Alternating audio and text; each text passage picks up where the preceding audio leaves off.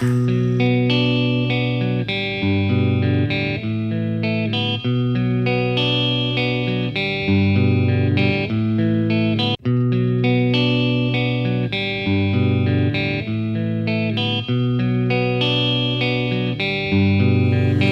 this is Krinjan from Phuket Base TV. Today we are on board the USS Ronald Reagan. It's offshore from the Phuket Deep Sea Port.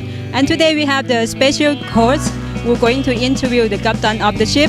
And after that, I'm going to conduct the interview with Thai board officer. So let's enjoy the trip today and follow us to see what we have for you today.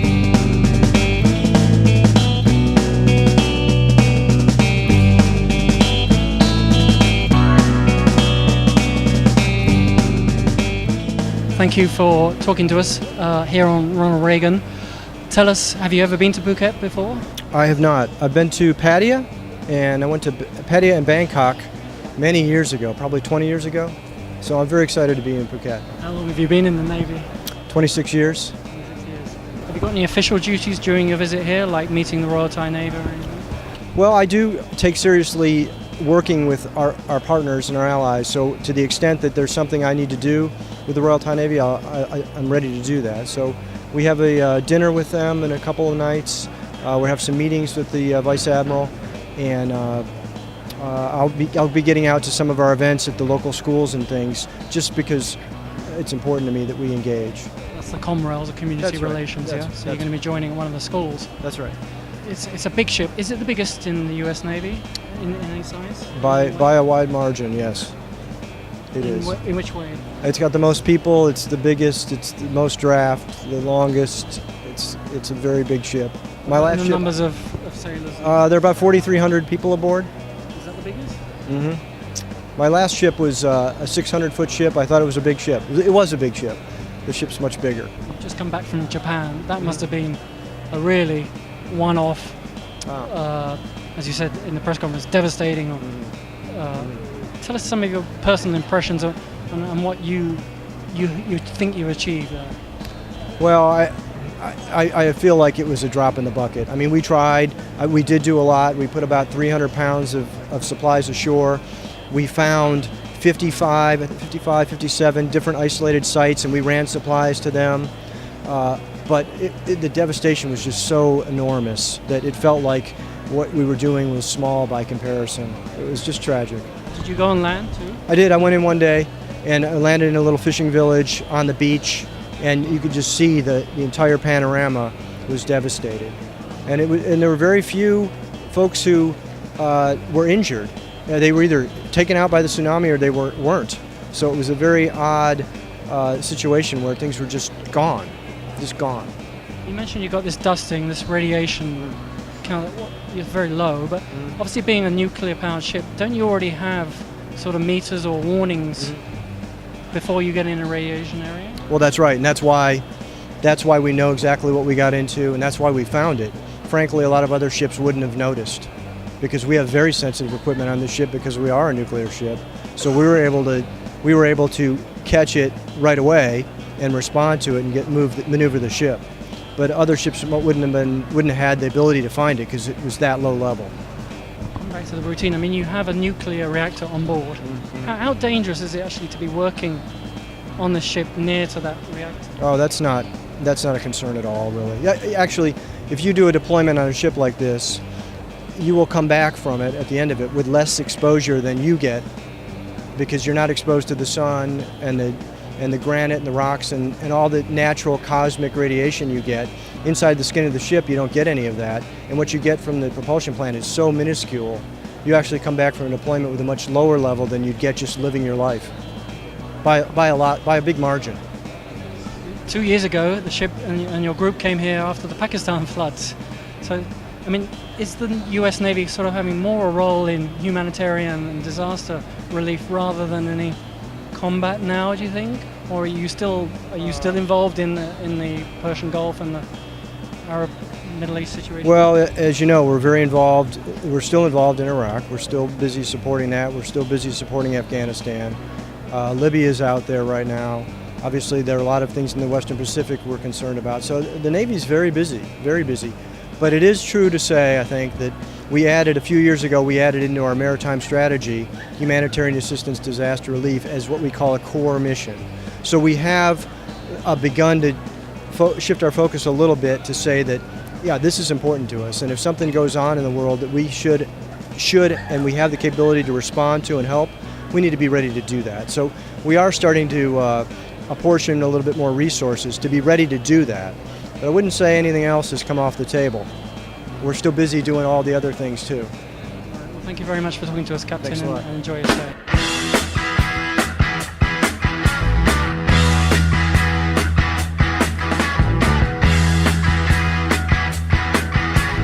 I'm right now on the platform of USS Ronald Reagan. I'm going to conduct the interview with the Thai born officer who deployed on this ship.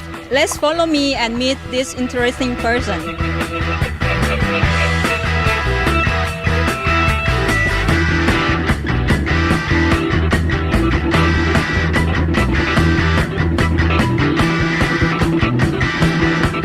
So, Don, welcome back to Thailand. Yes, thank you very much. So, how you been doing? Lately, if you know, we have been helping the Japanese out with Operation Tomodachi, and we've been busy all around. So, my job is up there working with the air boss and me boss, my department head, and just to make sure that things run right. So, how did you feel when you were in Japan? What you see there? I couldn't be able to see anything because actually we are outside maybe about 20 to maybe about 50 miles out. That's just my guess. And but those air crewmen from the helicopters, they taking pictures in and they let us know how the things going around there. And you know what? It's been a very, very feel very deeply sorry about what's going on, and with how devastating it is, and it's just very, very too much to handle it. And I just wish that I would be getting closer, help with my hands. But if you think about it, we as an aircraft carrier, we first response, we actually be there. Even though I'm not at the scene, but then I'm working with here, make sure that helicopters get in and out instantly, and try to get all these cargoes in and out all the time. It's one of the things that I can do, So yeah, I think because you are let's say you're part of the team, so you can be proud of that too. Right. Yeah. Yep. And how long was that mission?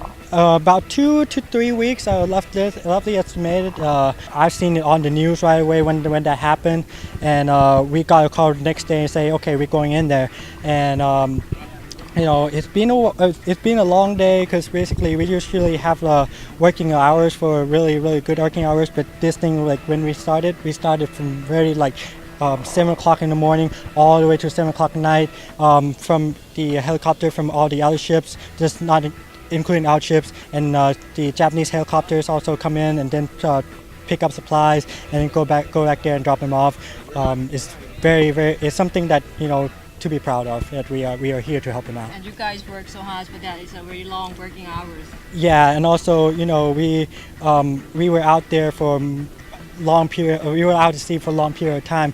I would think that at first we were supposed to be going somewhere else, and that being canceled, and but we know that this is our job. We have to be here, and I have no problem with it. It's because if something happens and it needs humanitarian relief, we always can be there. Yeah, so that's actually a very good. Let's say we are proud of that, and U.S. Army is so very, very helpful with that. So let's talk a little bit about your life here when you return back to your motherland. How do you feel? When I get back, you talking about last time? Last time and now here, is it like 1 year? Last time I went back, and I still continue with my pilot license program, and then try to get my pilot license, and it's been going on pretty well. I'm still working on it. It's still halfway through now with 120 hours, looking for 250 hours, and after that, then it's nothing than just we had to go to some kind of a maintenance period, and we were working hard on it, make sure that this ship can go out to sea again. It's been a really hard time last year, and now we're out to sea again, and after the next couple of months from now, I'll be my contract will be over in Navy, so I'll be discharged soon and be out of here. So I'll be going back to my civilian life, continue working on my college degree and working on my a professional aeronautics field, and try to get the pilot license. Come back and try to get a commercial airline job in Thailand. So hope that you have a good time there, and thank you very much for your time.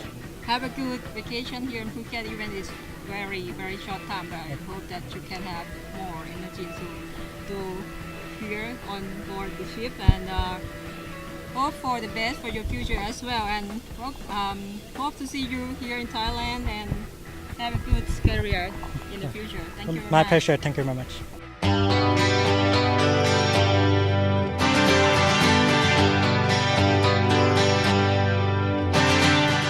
We are leaving USS Ronald Reagan right now, as you can see on my back, and we are going back ashore now. So thank you for watching. Until then.